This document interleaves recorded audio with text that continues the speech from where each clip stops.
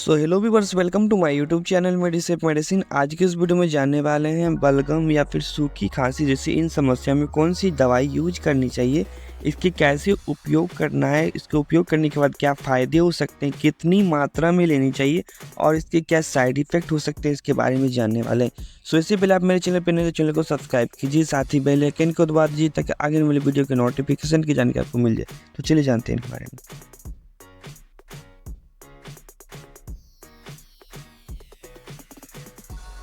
So first जिस syrup के बारे में जानने वाले हैं उस सिरप का नाम है बेनाड्रिल। क्या नाम है? बेनाड्रिल।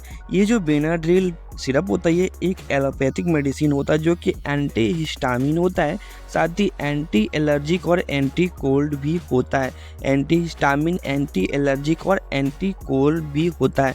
इसके डिफरेंट यूजेस होते हैं, जैसे कि relief symptoms of mucus. Mucus से रिलेटेड, कफ से, बलगम से रिलेटेड किसी प्रकार की समस्या होगी तो भी बलगम को कम करने के लिए भी इसका उपयोग किया जाता है। या फिर एलर्जी, कॉमन कोल्ड सर्दी जैसी, सर्दी जुकाम जैसी समस्या हो रही है तो भी इसका उपयोग किया जाता है। कफ का कंडीशन बन गया, बलगम का कंडीशन बन गया तो भी इसका इस्तेमाल किया जाता है। रेनी नोज यानी नाक से पानी गिरना तो भी इसका इस्तेमाल किया जाता है। नेक्स्ट स्नेजिंग यानी छींक आने जैसी समस्या हो रही है, कंटिन्यूसली छींक आ रहा है तो भी इसका इस्तेमाल किया जाता है। हैवी फीवर का कंडीशन हो रहा है तो भी इसका इस्तेमाल किया जाता है।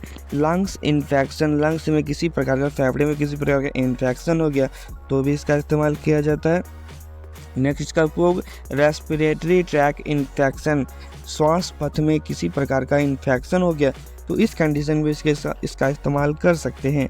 नेक्स्ट लंग्स रिलेटेड डिजीज, फेफड़े संबंधी किसी प्रकार की बीमारी होगी तो इस कंडीशन में भी इसका इस्तेमाल किया जाता है। तो चलिए नेक्स्ट देखते हैं। नेक्स्ट जो सिरप है उस सिरप का नाम है टॉस्क्यूडीएक्स। क्या नाम है? टॉस्क्यूडीएक्स। ये भी सिरप जो होता है एंटी एलर्जिक और एंटी कोल्ड होता है। एंटी एलर्जिक और एंटी कोल्ड होता है। इसका भी उपयोग एलर्जी वाले कंडीशन, जैसे कि एलर्जी, कॉमन कोल्ड, सर्दी जुकाम वाले कंडीशन में कर सकते हैं। और नेक्स्ट इसका उपयोग कफ वाले यानी बलगम की समस्या हो रही है, म्यूकस बन गया है तो भी इसका इस्तेमाल किया जाता है म्यूकस को कम करने के लिए। स्नेजिंग यानी छींक आने, कंटिन्यूसली छींक आने जैसी समस्या में भी इसका इस्तेमाल किया जाता है। रिलीफ सिम्टम्स ऑफ म्यूकस का जो सिम्टम्स होता है उसको कम करने के लिए, उसे आराम देने के लिए भी इसका इस्तेमाल किया जाता है। रेनी नोज यानी नाक से पानी बहने जैसी समस्या हो रही है तो भी इसका इस्तेमाल किया जाता है। हैवी फीवर का कंडीशन हो रहा है तो भी इसका इस्तेमाल किया जाएगा। लंग्स इन्फेक्शन, फेफड़े संबंधी किसी प्रकार का इन्फेक्शन हो गया तो भी इसका इस्तेमाल किया जाता है। रेस्पिरेटरी ट्रैक इन्फेक्शन, श्वास पथ में इन्फेक्शन हो गया तो इस कंडीशन में भी इसका इस्तेमाल कर सकते हैं। नेक्स्ट जो होता है लंग्स रिलेटेड डिजीज में भी इसका इस्तेमाल किया जाता है। फेफड़े संबंधी किसी प्रकार का बीमारी होगी तो भी इसका इस्तेमाल किया जाएगा।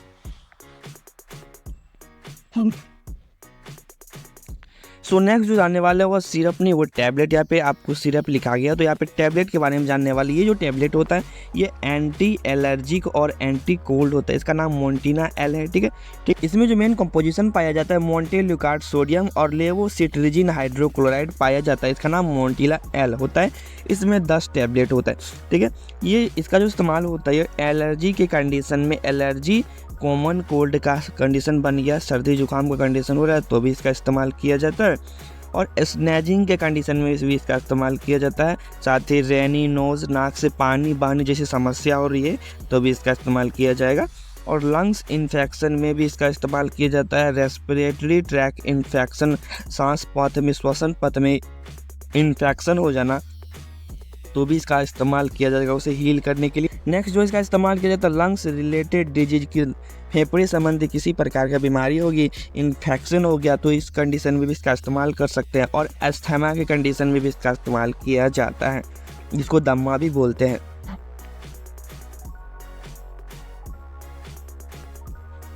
नेक्स्ट टैबलेट के बारे में जानने वाले हैं एजिथरल 500 नाम का एक टैबलेट आता है। ये 500 mg में आता है। ये भी टैबलेट जो होती है ये एंटी एलर्जिक होती है, एंटी कोल्ड होती है और साथ ही एंटीबायोटिक भी आता है।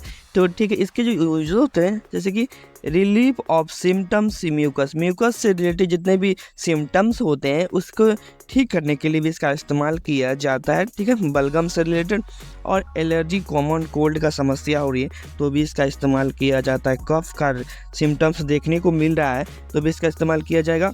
साथ ही रेनी नोज, नाक से पानी बहने जैसी समस्या हो रही है तो भी इसका इस्तेमाल किया जाएगा। स्नेजिंग, छींक आने जैसी समस्या या फिर हेवी फीवर, लंग्स इन्फेक्शन या फिर respiratory tract infection, lungs related disease में, इन सारी समस्याओं में भी इसका इस्तेमाल किया जाएगा। बहुत ही अच्छी कारगर दवाई होती है। एजिथ्रल 500 करके मार्केट में आपको आसानी से मिल जाएगी।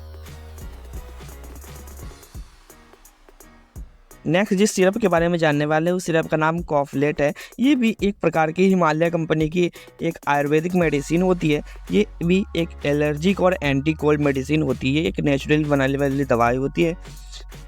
तो इसका जो यूज जैसे कि रिलीफ सिम्टम्स ऑफ म्यूकस के कंडीशन में इसका उपयोग कर सकते हैं। एलर्जी का कंडीशन बन गया तो भी इसका इस्तेमाल किया जाएगा। कफ का, रेनी नोज, नाक से पानी बहने जैसी समस्या या फिर स्नेजिंग, छींक आने जैसी समस्या, हेवी फीवर का कंडीशन रहा है, lungs infection, respiratory tract infection या फिर लंग्स से रिलेटेड डिजीज में भी इसका इस्तेमाल किया जाता है। इसी प्रकार के मेडिसिन से रिलेटेड वीडियो देखने के लिए आप मेरे चैनल को सब्सक्राइब कर सकते हैं। साथ ही बेल आइकन को दबाएं ताकि आगे वाले वीडियो का नोटिफिकेशन आपको मिल जाए।